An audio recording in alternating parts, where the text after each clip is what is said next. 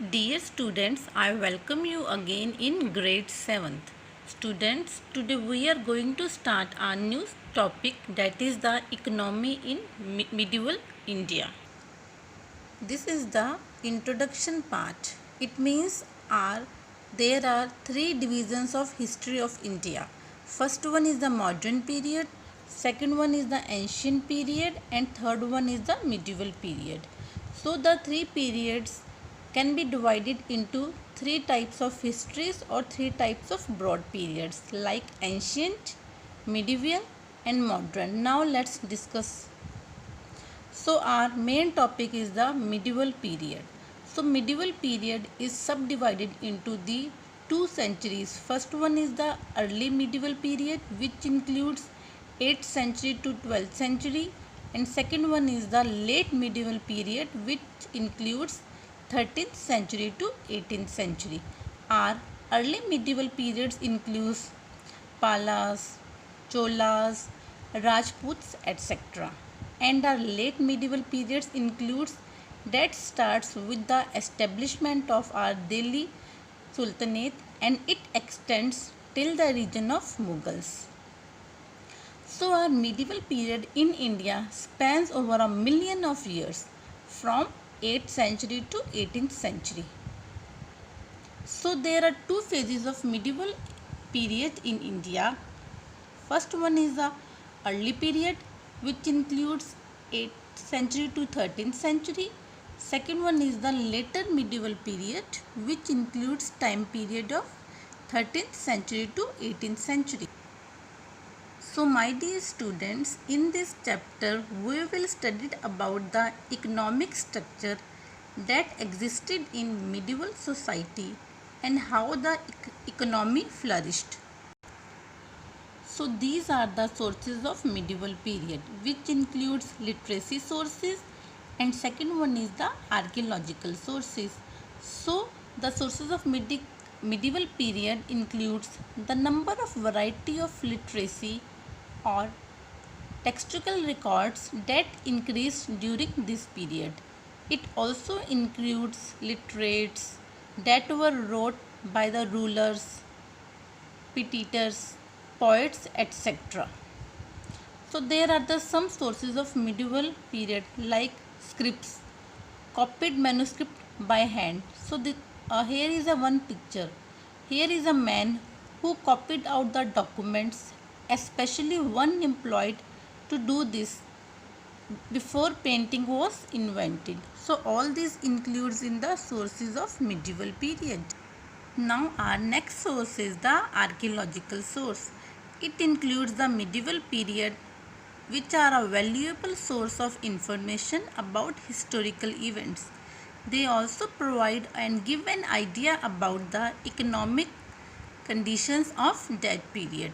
Here this picture shows that monuments and paintings are also important archaeological sources of that period. Why? Because they can provide the information related to the that period. So our next topic is that what are the types of towns and cities in the medieval period.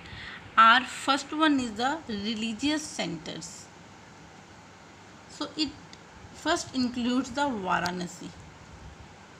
Varanasi is one of the oldest living cities in the world, with a continuous history dating back of 3000 to 5000 years. It is often referred as a city of temples or the holy city of India. Why? Because it is related with the religious capital of India, or it is also called the city of lights.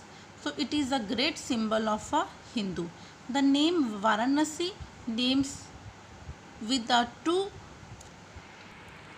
tributaries of the Ganga. So, religious centers played an important role in the people's life. Places like religious cities like Mathura, Varanasi, Gaya, Kanchi, they are more attractive towards the people. Slowly the population increased in these places and making these places is a very important location. Our second one is the military centers. Here, some places gained importance because of their military or a strategic locations. Here, the rulers often selected strategic places for the stationing their military. These places were selected primarily for their central location. So, the requirements of the army had to be met, and therefore many settled close to such places for their development. So, some places gained importance because of their military location. Our third center is the administrative center. Here, the meaning of administrative refers to the group of individuals who are in charge of creating and enforcing rules and regulations for achieving their important tasks. So, in the administrative centers, empire often ruled from the capital of their empire. Like here, we can take an example that Muhammad bin Tughlaq shifted his capital from Delhi to Devagiri. Why? For the administrative centers. Next one is the trading centers. Here, trading means buying and selling of goods. So, trade services are intended for profit or for to achieve maximum profit. All this work take place in towns and cities, that is all are included in the trading centers. So these towns were developed because of their economic opportunity so that they can provide to all its members.